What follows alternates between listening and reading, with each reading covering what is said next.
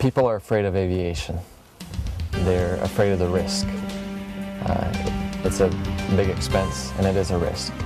You need to be well trained. A good set of nerves is very handy because there's no room for error. If you don't do it right, you don't get to try again. If it weren't for the airplanes, most of this work couldn't happen. Or it would take months to do what we can do in minutes.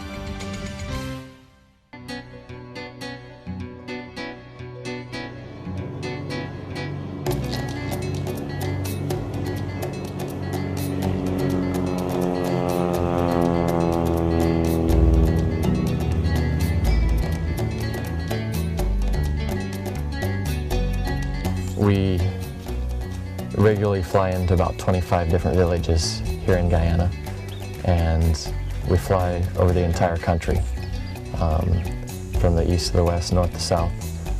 We respond to medical calls to any one of those villages. Whenever they call with a serious emergency, we assess the situation on the radio, we'll respond to it. Our priority here is the medical work, treating people, just getting them so they're healthy, and then later on they can see what God has accomplished in their lives and praise Him for that.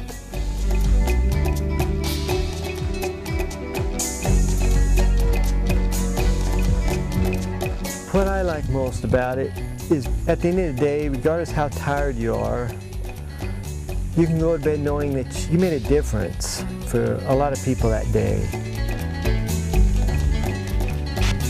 A lot of approaches aren't very good. A lot of people just do not want to fly that type of flight because they think it's too high risk.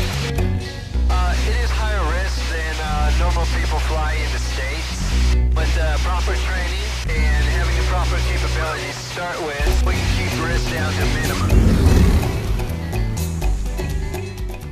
There's a tremendous need here. We have 2 airplanes full-time in Guyana right now, and we could keep them busy all the time, responding to the needs here.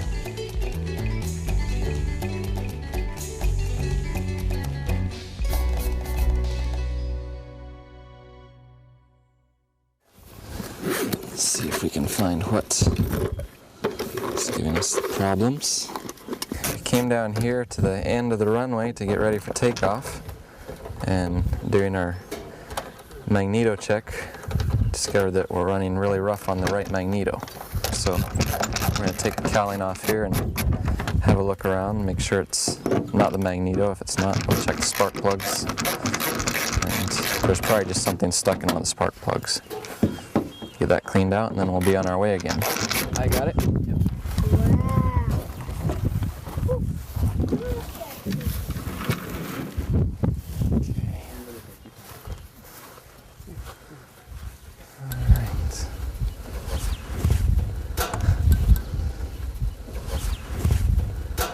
Our problem right here.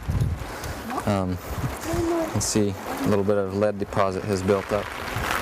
So we'll clean that up and put it back, and our engine will run fine again, hopefully.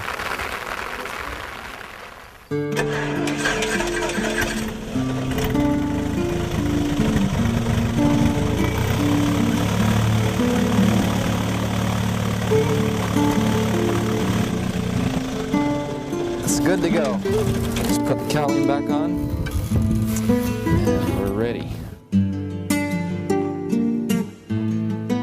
My father actually discouraged me a little bit from doing mission aviation only because there's so few positions around the world. And he's the one that encouraged me to diversify my skills.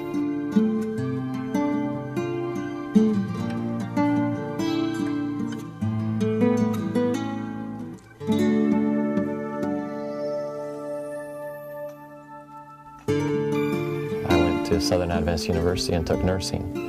I got my BSN, and I was already a pilot at that point, so I was just getting some experience and doing my aircraft maintenance training as well.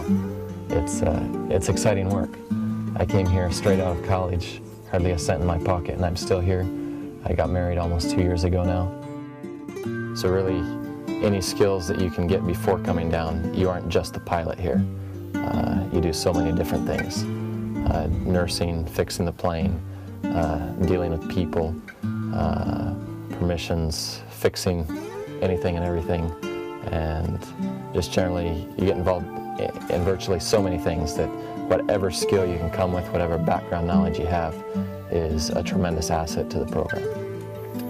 That's good for now. You can tie it right there, and then we'll pull it tight from that side. All right, Brother Angus, come here and I'll show you how to use this. And this red one here, always straight up at 12 o'clock position. So, like, if it changes, see, the sound is very different. What church do you attend? Yes. No church? All right. Do you have a Bible? Yes. You read it sometimes? All right. Tell you what, since you're doing this favor for me, let me give you one of these books. It's a nice little book that you can read maybe when you're waiting for your patients to get well or so on. Yeah. You work there as well? One for you as well. I'm leaving this box of Bibles. You could give it to Brother Roy. You all have Bibles? You each have one? I'd like to have one. You'd like to have one? Let me give you one so you can keep that by you. Yes. You want one as well? Very good. Only if you promise to read it. Yes, I promise.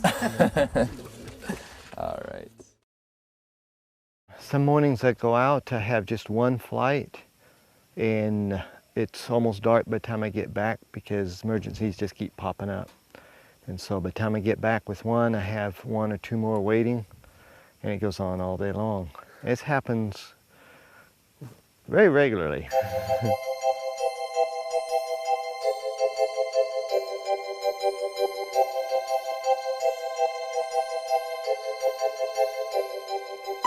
We have two this morning instead of one. We have someone else that got very sick, very high fever, about midnight last night.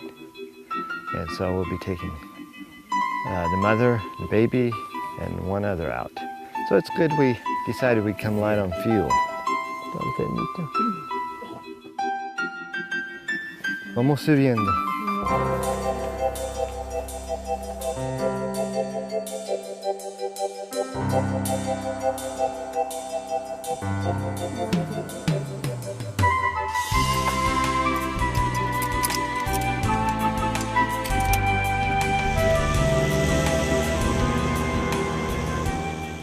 The sickness doesn't stop, the accidents don't stop, and there's no roads passable into most of these villages. And so there's no way to get the people out. If they can't walk out on their own, either they get well or they don't. There's no other option. We have maintenance coming up again on the plane in less than 10 hours.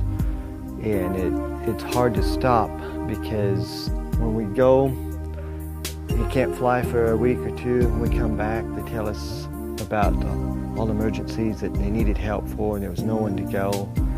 And I just soon not know because it makes it really hard. I started flying here when I was 23 years old. I'm now 26 years old. And it's very interesting to talk with people, communicate with people on email, and when you first meet them, they assume you're 40 years old or something. You know, they think you should be much older. I get many surprised people here that think, wow, you're so young, and you're already doing this.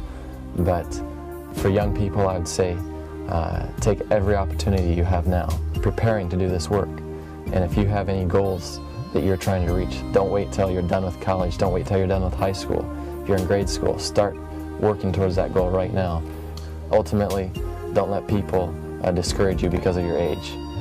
Regardless of how young you are, it's not too young to start reaching your goals and serving the Lord.